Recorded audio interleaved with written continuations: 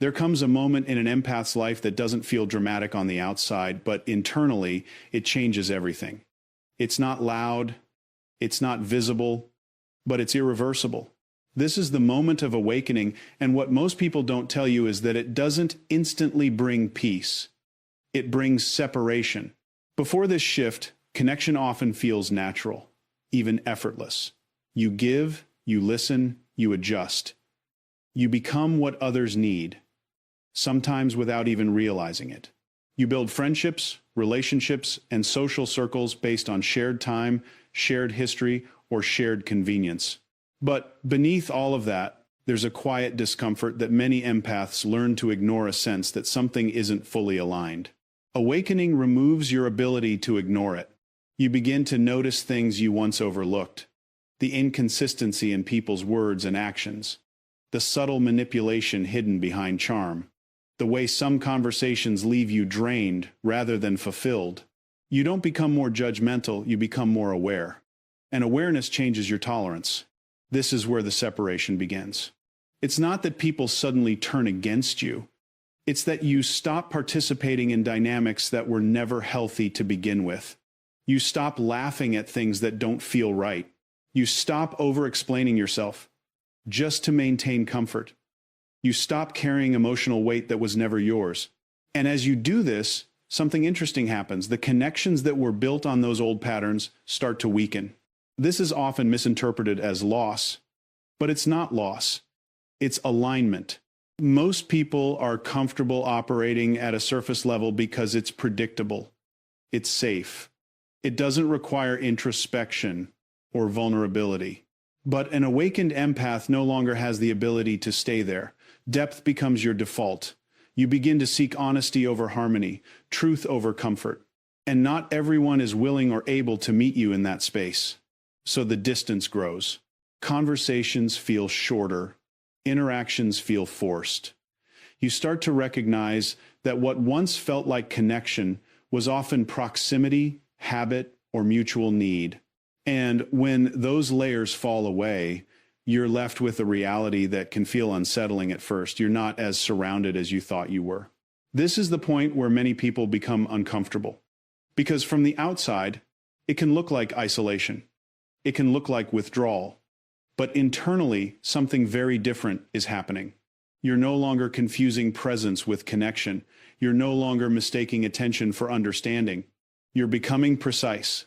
And precision requires letting go of what doesn't fit. There's also a psychological shift that takes place here that's worth understanding. When you're deeply empathetic but not yet awakened, your identity is often tied to how well you can maintain relationships. You measure your value by how needed you are, how appreciated you feel, how well you can keep the peace. But awakening disrupts that framework entirely. You begin to see that constantly adapting to others isn't connection, it's self-abandonment. And once you see that clearly, you can't go back. So you start choosing differently. You choose silence over forced conversation. You choose distance over emotional confusion. You choose authenticity over acceptance. And while those choices are healthier, they also come with consequences. Not everyone understands them. Not everyone respects them.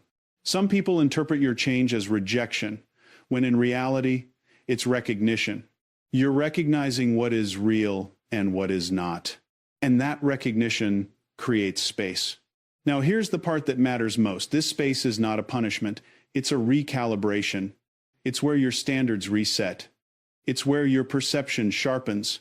It's where you begin to understand that connection is not about quantity. It's about congruence. You're no longer asking, who is around me? You're asking, who actually sees me? That question alone will change your entire social reality. Because when you operate from that level of awareness, you naturally become more selective, not out of arrogance, but out of clarity.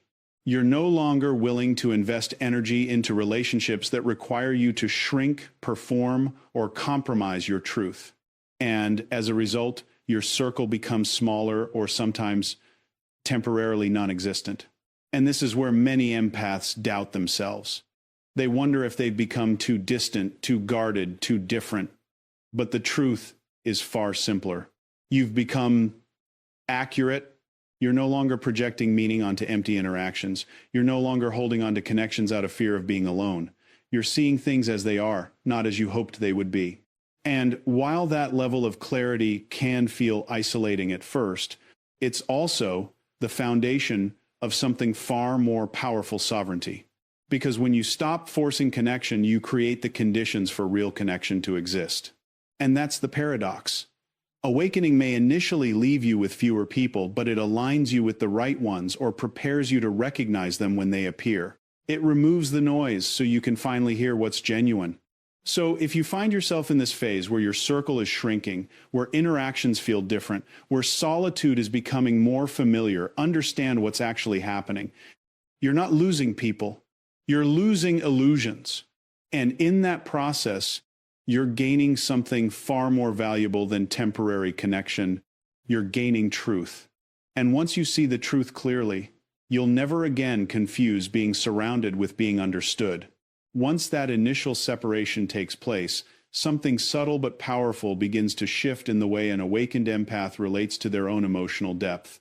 What once felt overwhelming, almost like a liability, starts to reorganize itself into something far more structured. You're no longer drowning in what you feel, you're learning how to read it. Before this stage, emotional sensitivity often operates without direction. You pick up on everything: the moods of a room, the tension behind someone's smile, the unspoken dynamics in a conversation, but without clarity, it becomes exhausting. You absorb, you process, and you carry more than you should. That's why many empaths initially describe their depth as a burden. It feels like too much information with no way to filter it. But awakening changes the function of that sensitivity. It introduces discernment, and that's the distinction most people miss. Sensitivity without discernment leads to overwhelm. Sensitivity with discernment becomes precision. You begin to realize that not everything you feel is yours to hold. And more importantly, not everything you perceive deserves your engagement. This is where emotional depth transforms into a filter. You start noticing patterns, not just emotions. You see how people respond under pressure, how consistent they are over time, how their behavior aligns or doesn't with what they claim to value. You're no longer reacting to isolated moments.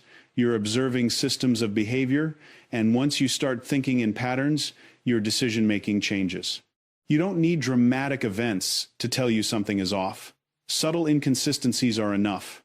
A slight shift in tone, a repeated contradiction, an energy that feels performative rather than genuine. These are small signals, but to an awakened empath, they're data points. And over time, those data points form a clear picture. You don't have to confront everything. You don't have to explain everything. You simply adjust your level of access. That's what filtering really means. It's not about building walls or becoming emotionally unavailable. It's about becoming selective with your presence. You're no longer offering your time, your attention, or your emotional investment indiscriminately. You're choosing where it goes. And that choice is based on alignment, not obligation. This is also the stage where the need for external validation begins to dissolve. Before awakening, there's often a subtle dependency on how others respond to you. Their approval, their recognition, their inclusion, it all plays a role in how you measure connection. But as your emotional depth becomes more refined, that dependency weakens. You stop asking, "Do they accept me?" And you start asking, "Do I trust what I'm seeing?" That shift is critical, because validation is external and unstable. It changes based on context, mood, and perception. But discernment is internal and consistent. It's built on observation, pattern recognition, and self-trust. And once you begin to rely on that, your relationships naturally recalibrate. You're no longer drawn to intensity alone. You're drawn to consistency. You're no longer impressed by words. You're attentive to behavior. You're no longer trying to decode every mixed signal. You recognize that clarity doesn't need interpretation. And this is where your emotional depth becomes protective, not defensive, protective. There's a difference. Defensiveness reacts out of fear. Protection operates from awareness. You're not assuming the worst about people. You're simply no longer ignoring what's clearly in front of you. And because of that, you conserve your energy. You avoid unnecessary entanglements. You step back before something becomes draining instead of after. This is a level of control that most people never develop, not because they lack intelligence, but because they avoid discomfort. Discernment requires you to face uncomfortable truths about people and sometimes about yourself. It requires you to admit when something isn't working, even if it's familiar, even if it's convenient. And that's where most people hesitate. But an awakened empath doesn't have that luxury anymore. Once you see the pattern, you can't unsee it. Once you recognize misalignment, you can't comfortably participate in it. So your filter becomes stronger, not out of preference, but out of necessity. You begin to understand that your emotional depth is not there to make you endlessly available. It's there to make you accurately responsive. It allows you to engage fully when something is real, and withdraw completely when it's not. It gives you range, but also restraint. And that balance is what creates stability. You're no longer swinging between over-involvement and complete withdrawal. You're operating with intention. You know when to lean in and when to step back. You know when something deserves your energy and when it doesn't, and that clarity removes a significant amount of internal conflict, because confusion is often the result of ignoring what you already know. Now, as this filter strengthens, your external world may continue to shift. You may find that fewer people remain in your immediate circle, not because you've become distant, but because you've become accurate. You're no longer maintaining connections out of habit or history. You're maintaining them based on alignment. And alignment is rare. But here's the part that matters. This rarity is not something to fear. It's something to respect. Because when your filter is clear, when your discernment is sharp, every connection that does remain carries more substance. It's not built on convenience. It's built on congruence. And even in moments where there are no connections meeting that standard, there's no urgency to lower it, because you understand something most people overlook. The cost of the wrong connection is always higher than the discomfort of no connection at all. So your emotional depth, once perceived as a burden, becomes one of your greatest assets. It guides you, it protects you, it refines your environment until only what is real can remain. And when you reach that level of clarity, you stop trying to feel less.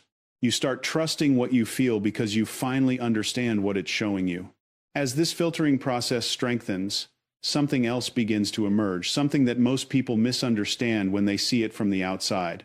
They call it isolation. They assume something is missing, but internally, for the awakened empath, it feels very different. It feels like order, because what used to be filled with noise, constant interaction, emotional negotiation, subtle compromises is now quiet. And in that quiet, you're no longer reacting, you're observing. You're no longer adjusting to maintain connection, you're stabilizing within yourself. This is where solitude stops feeling like absence and starts feeling like control. Before this stage, being alone often carries a certain weight. There's a tendency to interpret it as rejection or disconnection because the reference point is external. You're used to measuring your sense of belonging through interaction, through feedback, through the presence of others. But once your awareness deepens, that reference point begins to shift inward. You start to realize that being surrounded never guaranteed stability. In fact, for many empaths, it did the opposite. It created a constant state of adjustment, reading people, accommodating them, managing emotional undercurrents that were never explicitly acknowledged. And over time, that creates fatigue. Not just physical fatigue, but cognitive and emotional exhaustion from always being engaged, always being on. Solitude removes that demand. It gives you something that is increasingly rare in a highly connected world: uninterrupted access to your own thoughts, your own baseline, your own emotional rhythm without interference. And at first, that can feel unfamiliar, even uncomfortable, because without external input, there's nothing to distract you from what's actually happening internally. But that's exactly where the value is, because once you sit with that long enough, patterns begin to clarify. You start to see how much of your previous emotional state was influenced by others, how often your mood shifted based on the environment you were in, how frequently you compromised your own perspective just to maintain harmony. And with that realization comes a new kind of stability. Not the kind that depends on circumstances, but the kind that comes from self-regulation. You're no longer waiting for the environment to feel right, so you can feel right. You're creating that alignment internally first. And from a psychological standpoint, that's a significant shift. It moves you from a reactive state to a responsive one. You're no longer controlled by what happens around you. You're informed by it, but not defined by it. This is what sovereignty actually looks like. It's not about detachment in the sense of disengagement. It's about independence in the sense of emotional authority. You're still aware, you're still perceptive, but you're no longer dependent on interaction to feel grounded. You can engage when it's appropriate and disengage without losing your center. And that ability changes everything. Because now, solitude is no longer something you fall into, it's something you choose, not as an escape, but as a space for refinement. It becomes where you process without pressure, where you think without interruption, where you reconnect with your own standards without external distortion. It's where your identity stabilizes.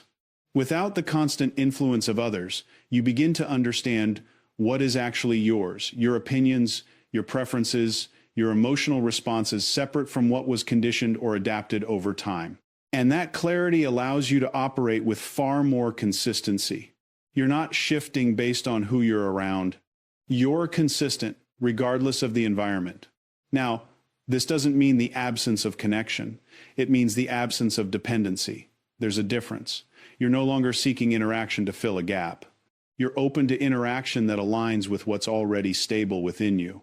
And that distinction is critical, because when solitude becomes a place of strength rather than a place of lack, your entire approach to relationships changes. You're no longer negotiating your identity to maintain them. You're no longer tolerating misalignment just to avoid being alone. You're entering connections from a position of completeness, not from a position of need. And people can sense that. It changes the dynamic immediately. There's less pressure, less over-explaining, less emotional urgency. You're not trying to secure the connection, you're evaluating it. You're allowing it to reveal itself over time, rather than forcing it into existence. This is where many people misinterpret the awakened empath. They see the reduced social interaction, the increased selectivity, the comfort with being alone, and they assume distance, or even indifference. But it's not indifference. It's precision. It's the result of someone who no longer confuses activity with connection or presence with alignment. It's someone who understands that constant engagement is not the same as meaningful interaction. And more importantly, it's someone who has learned that their internal state does not have to be outsourced to external circumstances. That level of self-containment is rare, because it requires discipline.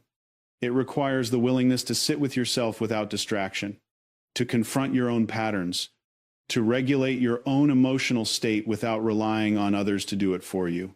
And most people avoid that, not because they can't do it, but because it's uncomfortable. But for the awakened empath, that discomfort becomes a pathway, because on the other side of it is something far more stable than constant connection could ever provide. It's clarity, it's consistency, it's control over your own internal environment. And once you establish that, you stop fearing solitude entirely. You begin to see it for what it actually is. A position of strength that allows you to engage with the world on your terms, not out of obligation, but out of choice. So when you find yourself alone more often, when the noise has quieted and the external input has reduced, don't misinterpret it as something missing. Recognize it as something being built, because the ability to stand fully within yourself without the need for constant reinforcement from others is not isolation, it's sovereignty. And once that sovereignty is established, once you're no longer dependent on constant interaction, once your emotional depth is refined into discernment, once solitude becomes a place of stability rather than absence, there's a final shift that takes place. It's subtle, but it defines everything that comes after. You stop trying to belong, not in a reactive way, not as a rejection of people, but as a conscious decision to no longer reshape yourself for acceptance. Because by this point, you've seen the cost of that. You've experienced what it requires to maintain connections that aren't aligned, how much you have to edit, soften, or suppress parts of yourself just to keep things comfortable. And you're no longer willing to pay that cost. So instead of asking where you fit, you begin to stand where you are. This is where the idea of having no friends is often misunderstood. From the outside, it can look like a deficit, like something has gone wrong. But from the inside, it's often the result of a very specific decision-making process. You've raised your threshold for what qualifies as connection. You've stopped equating proximity with loyalty or familiarity with trust. And when those standards increase, the number of people who meet them naturally decreases. That's not a flaw in the system, that is the system working correctly. Because what you're prioritizing now is not inclusion, it's integrity. You're no longer organizing your life around being accepted by others. You're organizing it around being aligned with yourself. And that alignment creates a kind of strength that most people don't recognize immediately because it doesn't rely on visible support. It's internal. You're no longer looking around to see who agrees with you before you trust your own perception. You're no longer waiting for consensus before you act. If something is clear to you, if it's consistent, observable, and aligned with your values, you move accordingly, even if you're the only one doing so. That's what it means to stand alone. And it's important to understand, standing alone is not the same as being alone. One is a position of strength. The other is often a reaction to fear. What you're developing here is not isolation, it's independence from external validation. You can still connect, you can still engage, but your ability to do so is no longer tied to your sense of self. That separation is what creates resilience. Because now, rejection doesn't destabilize you. Disagreement doesn't threaten you. Even misunderstanding doesn't carry the same weight. Not because you've become indifferent, but because your reference point has shifted. You're no longer measuring your value through external response. You're measuring it through internal consistency. And that consistency makes you difficult to influence in ways that are misaligned. You're not easily pressured into agreement. You're not easily pulled into dynamics that don't make sense. You don't overextend yourself just to maintain a connection. And as a result, your presence becomes more defined, not louder, not more forceful, but more precise. People may not always understand you, but they recognize the stability. And that stability often creates a kind of distance, not because you're pushing people away, but because you're no longer meeting them in spaces that require compromise of your core. You're no longer adjusting your standards to maintain access. If someone wants to connect, they meet you where you are, not the other way around. This is where many people hesitate, because standing in that position means accepting a certain level of discomfort. It means being willing to be misunderstood. It means being willing to walk away from situations that others would tolerate just to keep things intact. And that can feel counterintuitive, especially in a culture that emphasizes constant connection and approval. But here's the reality. Most people are not struggling because they stand alone. They're struggling because they never learned how to. They stay in environments that drain them. They maintain relationships that require constant negotiation of identity. They prioritize acceptance over alignment. And over time, that creates internal conflict. Because when your external life doesn't match your internal understanding, something has to give. For the awakened empath, that something is no longer the self. You're not willing to fracture your identity just to maintain a connection. You're not willing to ignore what you see just to keep things comfortable. You're not willing to explain your boundaries repeatedly just to be understood by people who have no intention of understanding.